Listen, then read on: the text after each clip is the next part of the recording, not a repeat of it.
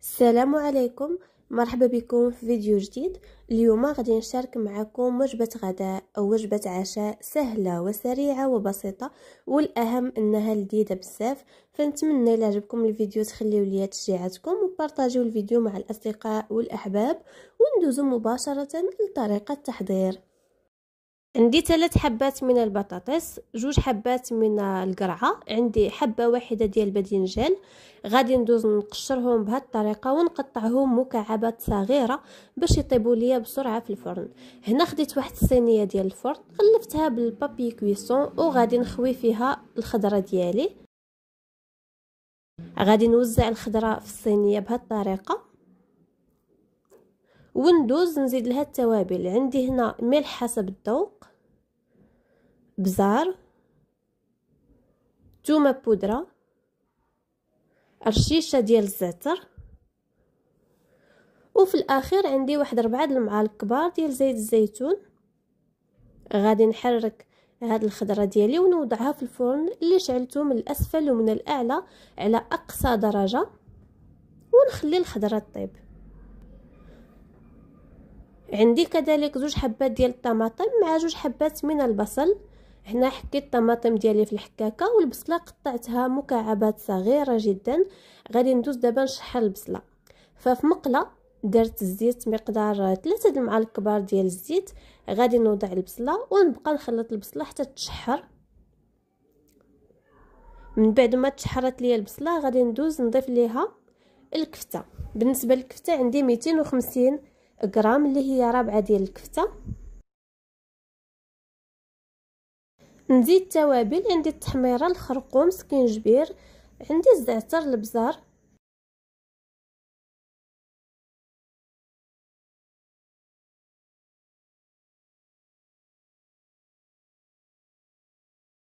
غادي ندوز نخلط الكفته، البصله والتوابل حتى ينسجموا، وفي نفس الوقت نطيب الكفته.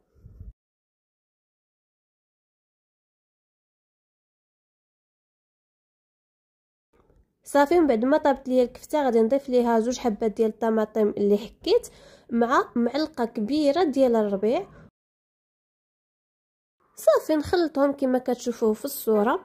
وغادي ندوز دابا باش نضيف لهم الخضره ديالي من بعد ما طابت. ما كتاخذش معكم وقت كتير، تقريبا نصف ساعه او لا اقل، لحقاش الخضره مقطعه مكعبات صغيره. غادي نضيف الخضره في المقله ديالي وغادي نعاود نخلط هاد العناصر جيدا. صافي هكا غادي نكون ساليت المقيله ديالي، نوضعها جانبا وندوز نحضر الصلصه. بالنسبه لصلصه البيشاميل عندي ملعقه كبيره من الزبده. غادي ندوبها ونضيف ليها ملعقه كبيره من نشا الذره اللي هي مايزينا اولا الدقيق. غادي نخلط الزبده مع الدقيق ولا المايزينا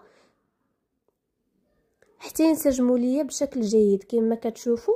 عاد نبدا في اضافه الحليب. بالنسبه للحليب غادي نضيفوه تدريجيا، واخا في الاول غادي تشوفوا باللي الخليط ديالكم تكتل، فما تخافوش، غير استمروا في التحريك وفي الاضافه ديال الحليب غادي يعاود يتطلق.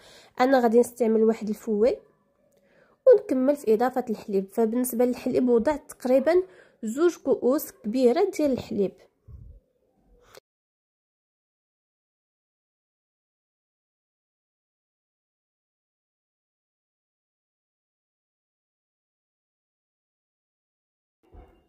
صافي، من بعد ما غادي يبدا يعقد ليا الخليط غادي نضيف له رشيشه ديال الملحه، رشيشه ديال البزار، وزوج مربعات ديال الفرماج ديال ساندويتش شيدار اولا اي نوع متوفر عندكم. نعاود نخلط حتى يذوب ليا الفرماج وصافي كتكون لاصوص واجده. شوفوا معايا. دابا غادي ندوز نمونطي الكراتان ديالي.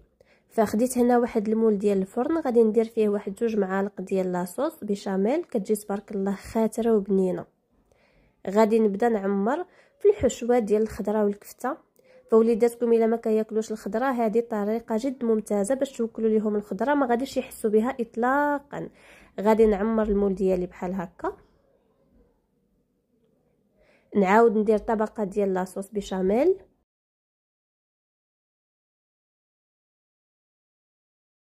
ندير شيشه ديال الفرماج من الفوق.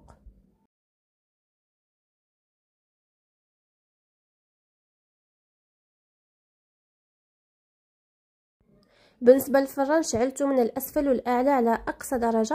كما شفتوا راه كلشي طايب. غادي ندخل هذا الشيء غير يتعلق ويتكراتينا ليا الفرماج وصافي.